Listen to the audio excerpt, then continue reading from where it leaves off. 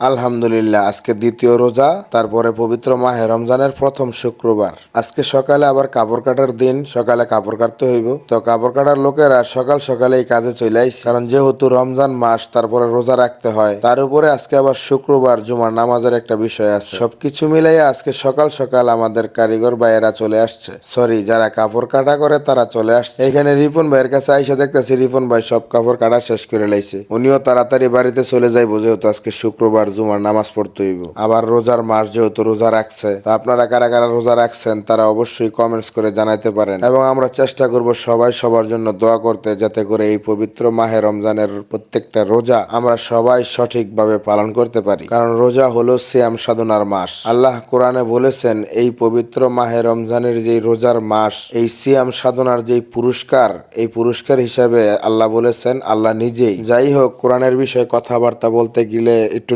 সাবধানে বলাটা উচিত, কারণ কোরআনের কথা খুব জেনে বুঝে তারপরে বলাটাই ভালো। তবে জ্ঞানী মানুষদের কাছ থেকে শুনেছি যে রোজার মাস হলো সিয়াম সাধনার মাস, এবং এটার প্রতিদান আল্লাহ নিজেই দেয়, এবং তিনি নিজেই। রোজার মাস আসলে আসলে মেশিনের কাজের ডিউটি গুলো একটু ভিন্ন রকম হয়ে যায়। যেমন সেহরি খাওয়ার পর কাজ করতে আর তেমন একটা ভালো লাগে না। তারপর পাশাপাশি ফজরের নামাজের একটা বিষয় আছে, ফজরের নামাজ পড়ার সময় আছে। সবকিছু মিলিয়ে দেখা গেছে রোজার মাসে প্রতিটা রাতের ডিউটির মানে শেষ পর্যায়ে আর ভালো করে কাজ করা যায় না। অনেকে তো সেহরি খাওয়ার পর বাড়িতে চলে যায়। আজকে থেকে 2-4 বছর আগে একটা নিয়ম করা ছিল, যারা রাত্রে ডিউটি করবে তারা সেহরি খেয়ে চলে যাবে, আর যাদের দিনে ডিউটি তারা সেহরি খেয়ে ডিউটি নিয়ে নেবে। এখন সচরাচর এই নিয়মটা দেখি না। তবে যাই হোক, সবকিছু মিলিয়ে আমরা কারিগরেরা রোজার মাস আসলে মানে প্রাথমিক অবস্থায় প্রথম যে 10 রোজা চলে, ওই সময় দেখা গেছে আমাদের কাজের তেমন একটা গুরুত্ব থাকে না। কিন্তু আবার ঠিকই 10 রোজা বা 15 রোজা গেলে তখন আবার ঈদের জন্য প্রিপারেশন নিতে হয়। তখন সেহরি বলেন আর ইফতার বলেন, সবকিছু থুইয়া আগে ডিউটির মধ্যে মনোযোগ দেওয়া হয়। যদিও কথাটা শুনতে বা মানতে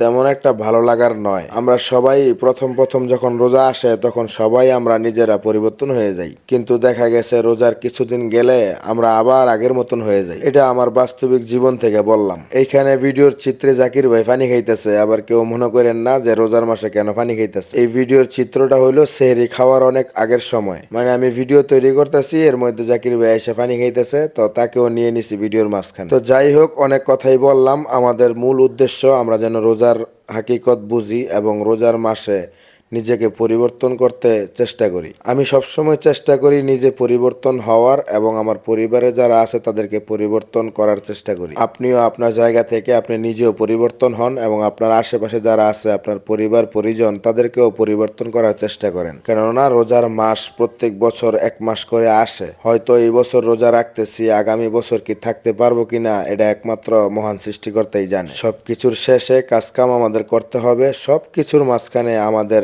নিজের মানুষের যে মনুষ্যত্ব বা চরিত্র, এগুলাও দেখতে হবে, এগুলাও ঠিক রাখতে হবে। কারণ আমি ব্যক্তি যদি ভালো হই, তাহলে আমার জন্য সৃষ্টিকর্তা সবকিছুই ভালো ভালো রাখবে। আর আমার মধ্যে যদি ভেজাল থাকে, তাহলে আমার ভাগ্যে যা রাখবে সবকিছুর মধ্যেই ভেজাল কম বেশি থাকবে। আজকের মতো বিদায় নিলাম। সবাই ভালো থাকবেন, সুস্থ থাকবেন। দেখা হবে নতুন ভিডিওতে।